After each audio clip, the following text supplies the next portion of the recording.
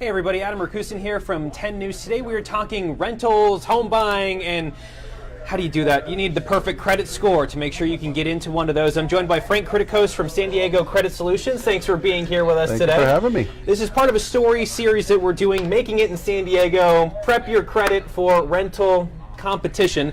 It's a problem that I found myself in, and I figured a lot of other people might be dealing with the same thing, and we want to hear your questions. We have an expert here that can talk credit, so if you have a question about your credit, write it down on Facebook Live. We'll take the question. So Frank, I guess the first question we should ask is, what is a credit score?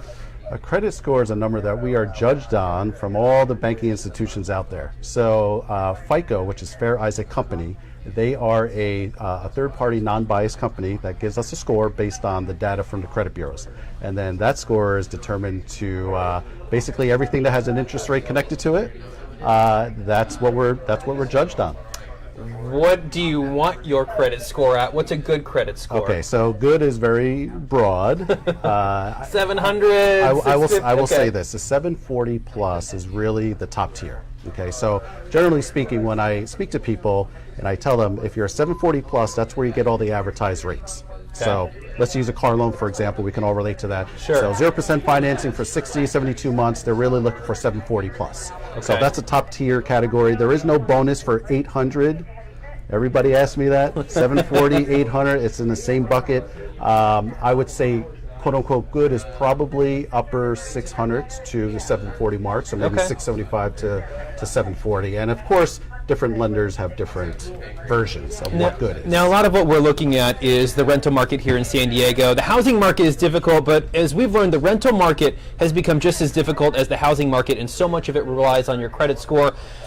How can it impact, the credit score impact whether or not you rent a place, and what in your dealings have people told you that they're looking for? Well, I've spoken to many property management companies because I get this question asked all the time. So I have to go to the source and then work backwards based from there. Okay. So basically, the obvious one is no evictions. Okay. So that's going to be an issue. Now, if you did have a prior lease that you did break, most likely that's going to show as a collection in the credit report. You have to get it resolved. Okay. Credit repair is pretty misleading. Okay. So it's not a scenario where you just send in a dispute letter and it's going to vanish. That's just not the reality. The reality is, if that is your situation, that'll be an automatic denial, of course, right? So you have to get in contact with the original apartment complex, work out a deal. Even if you settle it for less than what's owed, that'll result in a zero balance, which is key. Okay. So that's the first step you really have to look for. What are property managers looking for? I mean, do they have a certain score that they're looking for? Is score really everything when it comes to this? It's not everything. Okay. Depending on if you're talking to a property management company that's more corporate versus the private landlord. Sure. So the private landlord, they're more stuck on the number. You know, what's my credit score? What's my credit score? Generally speaking, 700 plus, and you're good to go. As far as property management companies, they're a little bit more forgiving. I would say that the low to mid 600s, and you're okay. It's just you have to make sure, again, there's no evictions, and if there were in the past, that they've been rectified.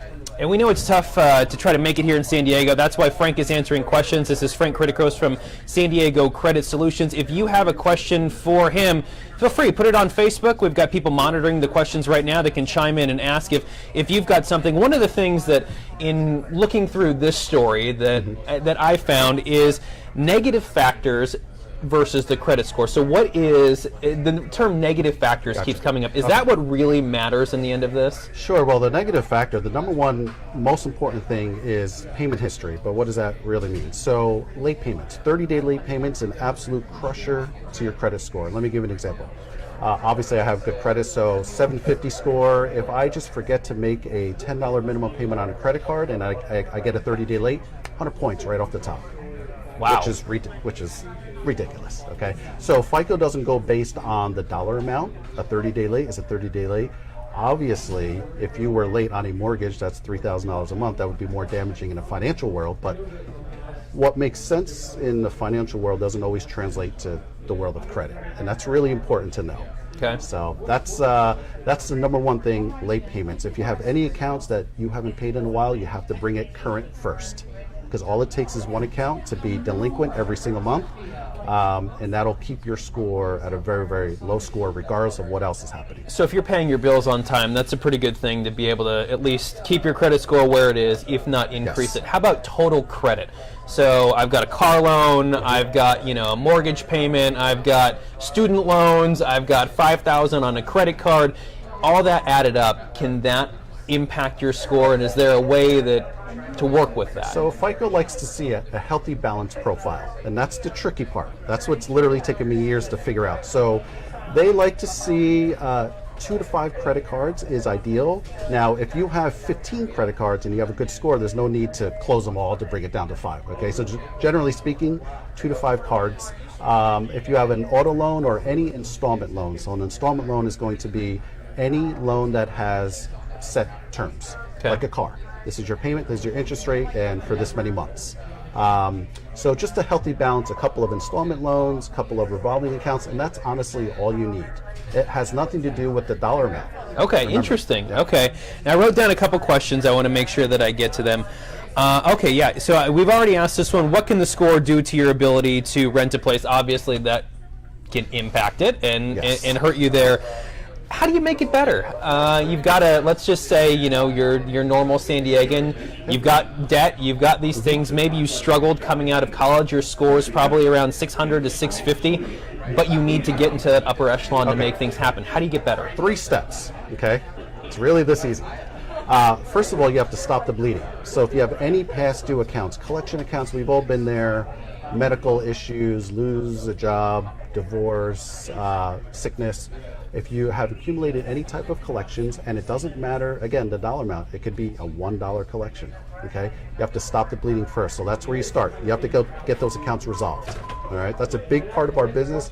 We have relationships with all the banks and credit collection agencies so that we can work out agreements, which saves our clients a lot of money. Okay, so stop the bleeding. The second one is that you have to make sure all those accounts show a zero balance. It's all about the zero balance in the column. Okay. And then just, of course, no late payments, and then you have to rebuild the profile. But all that really means, again, is just a couple of revolving accounts. Revolving accounts are credit cards. Credit cards play a big, big, big factor in our score. And it doesn't matter how high the limit is, how low the limit is, but you have to be extremely careful not to max out the credit cards. Now, again, has nothing to do with the dollar amount, has everything to do with the ratio. That's why a $300 limit credit card is extremely dangerous. If you have a family, you go to Costco, you're maxed out. Interesting, okay. So it has nothing to do with the dollar amount, just the ratio. So you're saying, even if you have that $5,000 limit, don't go spend $5,000 on it? So what I did personally, I had to get some dental work done, and the bill came out to, I think, $1,000. Sure. And they offered the care credit. So care credit is specific for medical needs. Mm-hmm. So I said absolutely not, because I know that when I walk out of there, I'm going to have a $1,000 balance, $1,000 limit. My score will go down 50 points probably. Wow. Okay. It's drastic. So I asked the gal, I said, I will put this on care credit if you can get me approved for $3,000. So she looked at me a little puzzled. And it got approved. So I walked out of there, instead of being 100% utilized, I was now 33% utilized. Interesting. That's better than using all the money. See, that's something I wouldn't have thought before. Yep. That's really good. Okay, so you're at that point there. Okay, I know this is we had any questions yet? We're with Frank Kriticos from San Diego Credit Solutions talking credit. So if you have a question for him, we dragged him out here. Mm-hmm. So feel free to ask a question. He will answer it and help you improve your credit score.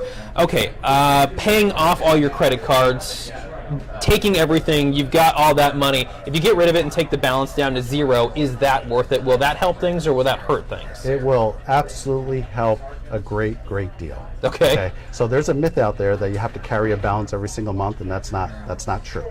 So the reason why that myth started is because, and there's certain institutions, without naming names, that are more known for closing credit cards due to inactivity. Okay. So the idea is, if you keep a balance, then they'll keep it open, which is good, because you never want to close credit cards because of all the history. That's always what I've been under the impression. That's why an 18-year-old never has good credit, because they just have lack of credit. Sure. So so you just always want to pay it off, and once in a while, make a purchase, tank of gas, Starbucks, once every 3 to 4 months, just to make sure Yeah. that your card does not get closed. Okay, so we want that. All right, looks like we do have a question. Allison. Joshua wants to know, how do you get rentals in corporate apartments with no determinable credit? How do you get rentals in corporate apartments with no determinable credit? That's a good question. It's been a while since that. So I'm assuming just no credit at all, just no scores, just a blank report. Sure. So this is very common for people that are just coming into the country. Okay. We have a lot of clients. This one gentleman, he's a designer, French designer, came here, big brand, wasn't able to get any credit. So we just had to build his profile. The easiest way, and I generally don't like to suggest this, we've all heard of secured cards. You just preload the card, couple $100, and that'll get you a revolving account, which FICO takes 6 months to score. Okay, so that's important to know. So you have to plan ahead. The reason why I generally don't like to suggest secured cards is because I don't like to have to give a bank any more money than we have to. Okay, but when you have nothing else, it's not a bad way to go. But again, remember, you don't have to pay $10,000 to give yourself a $10,000 limit. $200-300 is all you have to do. Maybe get 2 of them, sit tight for 6 months, and then your score will go from 0 to roughly a 660 to 680, which will be plenty for you to get whatever it is you need. Perfect. Another question. Daniel wants to know, the first month rent and deposit are the same. Is it okay to ask to pay the deposit in payments? Oh, interesting. I don't know. You know an answer to that? Well, I think that's, I think a little beyond the credit. Right. I think that would be up to the property management company. Okay. But one thing that I wanted to mention, because we get a lot of calls when people get turned down for an apartment. Sure. A lot of times they're asking to pay double the amount of deposit just to get into the property. Yeah. So it could get expensive. So double deposit plus first month, that's a big chunk. Yeah, of I change. do want to say some of the things that we discovered when we embarked on this journey talking about rent in San Diego was the rental market is so hot right now. There's so few homes that exactly what you're saying. We spoke with a property manager who said some people to get in, they're outbidding each other on rent. So say the rent is $2,500, people are saying I'll give you $2,600 a month to knock everybody else out right now. People are putting double the deposit down because they're showing the landlords that they're more serious. They're extending the leases or shortening whatever it is. Whatever benefits them. Yeah, whatever benefits the owner of the property, that's what it's become. But as we figured out, all of that, you can do all of that, but if you have a bad credit score, you're not getting into the place. That's right. Not getting into the place, which reminded me, one of the questions that we started dealing with is applications. You have to turn in a lot of places want an application before you even see the property in San Diego. Right. So people are looking at your credit, running soft inquiries, running a quick hit on something. Will that impact your credit score? So some property managers will run the report themselves. Others will request for you to bring in a copy. And when you bring in a copy, that's where you have to be careful because not all scores are the same. Okay, so we touched on Credit Karma is a big one now. Yeah. That's not even on a FICO scoring model. That's what's called Vantage Score. That's a totally separate scoring model. Okay, so it's okay to view your accounts, but it has, as far as the actual score, it just means nothing at all. Okay. But yeah, I don't know if that answers your question. Yeah, those inquiries, do they keep coming up? Do they? I guess will they bug you? Okay, in the so end? the thing about inquiries is this: there's soft and hard. Right. So soft is when any creditor pulls a report. Pulls a credit report on a monthly basis, which they all do. Credit card companies. Just to kind of see how things are looking for us. But a hard inquiry is going to be when any institution pulls a report. So this is what FICO has changed over the years, which is good. Yeah. Let's use the example of shopping for a car. You go down to the mile of cars, Toyota, Ford, Honda, Acura, they all pull your credit report. As long as it's within the same industry, within a 2-week period, it's considered one hard inquiry. Okay. The problem is when you start going from one industry to another. So you're shopping for cars and credit cards and then mortgages. That's where inquiries become an issue. Okay. But as long as it's within the same industry within a 2-week period, it just counts as one. Got it. Frank, I wanted to get this question in because I know a lot of people have questions on this one too. Unpaid bills. So you've messed up, you weren't able to pay your bill, maybe life got in the way. There's that theory out there that if you wait 7 years, it goes away. Is that true? If things actually go away? Maybe a little. Eventually. Have I had clients that left the country for 12 years and come back and it's not there? Sure. This is what's important to know. You have two time frames. Okay. You have in California 4 years, which is statute of limitations. What that means is that if your debt is older than 4 years, then you cannot be sued for it. Okay. Okay. And you need to know that if it's within 4 years, you could be served a summons, which is not fun. Because it's court paperwork that gets delivered. Sure. Now you're talking attorney fees, and we could still resolve that for you, but that's just something to be aware of. So everybody will ask me, well, it's been over 4 years, and it doesn't mean that you're not liable for the debt. It just means you can't be sued for it. Okay. So that's one big thing. The other thing is 7 years. Everybody always brings up 7 years as if the bureaus scrub our reports at the 7-year mark, and that's not true. As a matter of fact, unfortunately, a lot of times creditors and collection agencies will sell the debt before the time frame, and guess what? A brand new collection will pop up, which is extremely damaging. So you just have to be really careful. We're talking about an industry that doesn't always do the right thing, and they get away with it. Be careful. What are you doing? Allison, we have another question. Carol wants to know, what's the ideal credit score to get attention? Oh, the ideal credit score to get attention? Well, to get attention is there could be a couple different ways we can take that conversation. Let's look at it from a good perspective. But let me say this. So remember, 740 plus is prime. Okay. But even in the low to mid 600s, that's where you'll get more solicitations in the mail from credit card offerings. Okay. But of course, they're going to be more of the higher interest rate offers, where 740 plus you get the attention of the best of the best. So the Amex, all the frequent flyer mile, all the good perks. Yeah. Okay, 740 plus to get the good stuff. And basically, if you don't have a good credit score, I mean, as sad as this is, you're doing a disservice to yourself because you're losing money. When I have somebody in my office that's maybe in their 60s, and they have bad credit, it's hard for me to think or not think of how many years they've been paying high interest on everything they've ever owned for the past 30 years. I'd hate to tally up the numbers, but it's a big, especially auto loans. I mean, you're talking 0% as high as 24%. It's drastic. Okay. Drastic. That's good to know. So we've been talking with Frank Kriticos from San Diego Credit Solutions, and shameless plug. There you are. Oh boy. Right there. 15 pounds ago. Appreciate your help today. Thank you for walking San Diegans through these credit tips. Coming up tonight on 10 News at 6, I showed you this. This is kind of the preview of the story we're doing, Making It in San Diego, Prep Your Credit for Rental Competition. We're going to walk you through how to get a place. So what are the tips and tricks? Tips and tricks, there we go, from property managers. Also a little bit more on credit, what you need to know. That's coming up tonight on 10 News at 6. Also, you can hit Frank up if you have a credit question. Absolutely. He's got the company. He'll help you get it better. We'll see you tonight at 6.